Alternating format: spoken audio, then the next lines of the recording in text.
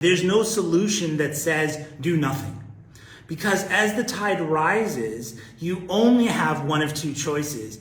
You either rise with the tide, and by that I mean you become stronger, you become more valuable, and you change with the times, you adapt to the times, and you overcome, inshallah ta'ala.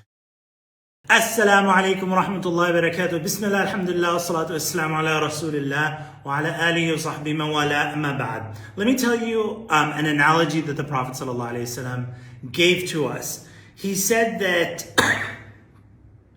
the example of believers and non-believers is like a group of people that ride a boat. The believers take the top level of the boat. Non-believers take the bottom level of the boat. Now, the believers at the top have access to the water. They can drink, they have access to the water, but the people at the bottom of the boat don't have access to the water. You may be familiar with this hadith, maybe not, but if you're familiar with this hadith, I want to tell you more about this hadith here, okay? So the people at the bottom of the boat, they say, hey, we don't want to disturb the people on the top. Let's just pop a hole here at the bottom of the boat, and then we will have access to the water as well. And the Prophet ﷺ said, the people on the top of the boat, the believers, if they give water, if they hold those people's hands back, they will save them and they will save themselves if they give them water. But if they don't, if they just kind of like keep to themselves, they just stay at the top of the boat. You know what? I got my masjid, I got my halakas, I homeschool, I never let my children outside. I'll be fine on the top of the boat. The Prophet ﷺ said, if they don't do that, the people at the bottom of the boat will drown, and the people at the top of the boat will drown. They will both drown. Now, I don't know how old you are, but this hadith and this analogy, probably our entire lives in different speeches and khutbahs has been mentioned. But I think now it's becoming so blatantly clear that we're all drowning. Everybody's drowning. The tide is rising, and everybody's drowning. And let me give you an example of that. So the economic rising of tide, that's one thing. But let me just talk about munkarat, evil. And munkarat, let's suppose you have a child and you don't want to expose your daughter to bad things and bad thoughts and bad philosophies, right? Do you give your daughter a smartphone or not? Do you give your daughter a laptop to access the internet or not? When you go outside, what if your daughter wants to watch a cartoon? And now the cartoons are the propaganda. The schooling is propaganda. Everywhere around you, you're drowning because we never really held anybody's hands back. Now the economic tsunami, when COVID happened like 2 years ago, and the world shut down. And I was thinking, you know what? Right before the world shut down, Sri Lanka shut down. Because Sri Lanka there was like terrorists bombing, there's the bombing in Sri Lanka. And then after that, the country just went from number one most, the top tourist destination in the world, up and coming, to totally shut down. All businesses shut down because of that. Nobody was traveling to Sri Lanka as well. And I was giving this analogy that imagine what happened in Sri Lanka has happened to the entire world. The whole world shut down. Now, it was necessary at that time. Everyone was saving lives. But in the horizon is another tsunami coming. And that is the economic tsunami of the whole world being shut down. And that was 2 years ago we were talking about that. I was saying that. And now here I think the tsunami has started to hit our shores. And that's showing up with rising prices. And, I don't know what's happened in the UK, the US, and all around the world. The rising prices, the distribution, the supply chain. And all of this rising of the tide requires that, just to give you guys one more story. And markets are also down. I don't know if you guys have seen, but some markets went down like by 80%. The whole world lost like 80%. Who made that money? I don't know. But the whole world lost like 80% like last month. And I remember speaking to somebody and telling them that they needed to invest. And this person got really scared about investing. And they said, you know what? I'm just going to hold my money as cash. And I felt so sad because I'm like, look, you're already on a boat that's sinking. So your cash, like for example, let's suppose you wanted to buy a ticket to some country and it costs $1,000. Go check the prices now. It'll be like $1,500 or something like that.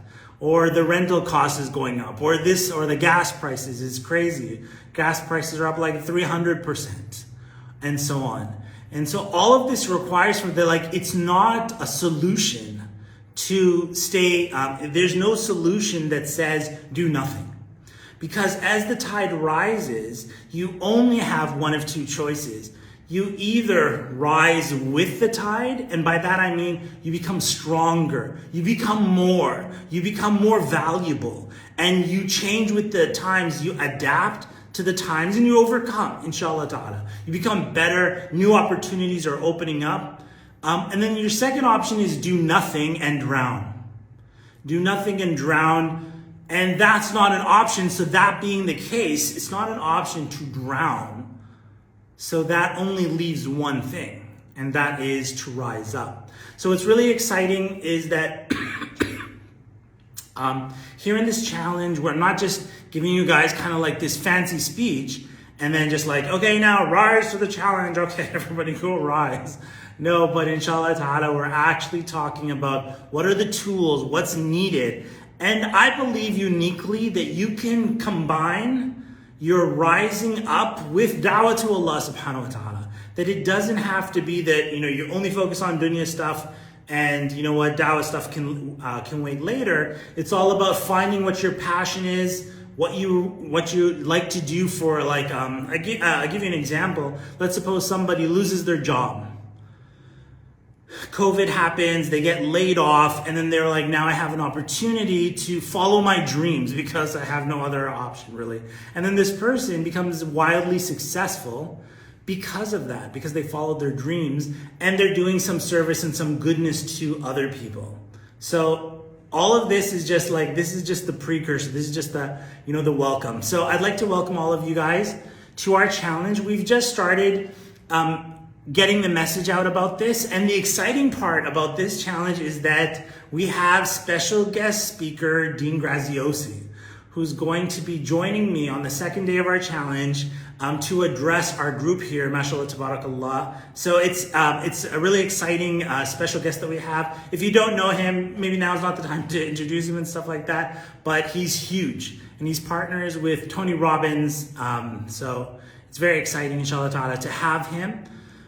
But we're going to go step by step. First, understanding what it is that we're facing. And then number two, Dean's going to be talking to us about the times that we're living in and how to thrive and how to, as we're talking here, rise up in this rising tide. And then inshallah ta'ala, we'll talk about the tools on how to get there. This isn't just a one step or a pump up, but it's a journey, inshallah ta'ala. And I'm happy to join, to be on this journey with you, and I hope, inshallah ta'ala, that you can help spread the word. Here are some things that I always say when we start little challenges like this. Number one, to introduce yourself, and don't be a ghost. And ghosts basically are equivalent to sheep that the wolf sees as very easy prey. If you don't introduce yourself, if you don't participate, it's very easy to not show up. Very easy to, I forgot the timings and stuff like that. So the purpose of introducing yourself, participating, and putting your face in the game means that you yourself will benefit. So make the intention now. No, wait, I make the intention to introduce myself, preferably with a picture, preferably with a live video in our group. But if you don't want to do that, no problem. Still introduce yourself in text. or share a picture of something that you love. Number 2 is we want to create a community here. And by that, it requires us to acknowledge when somebody else is speaking. And that could be as simple as pressing the like button. You know, you're passing somebody's thing, just double tap as you're scrolling down. You don't have to read everything, you don't have to watch everybody's videos, but at least acknowledge and support when you can. If you can comment, that'd be great. Because when we do that for each other, it brings us all up together when we make a community like that. And the third one, and this is something that, you know, I do in the mornings and I've tried to do more recently, is start your day with niyyah. Start your day with intention.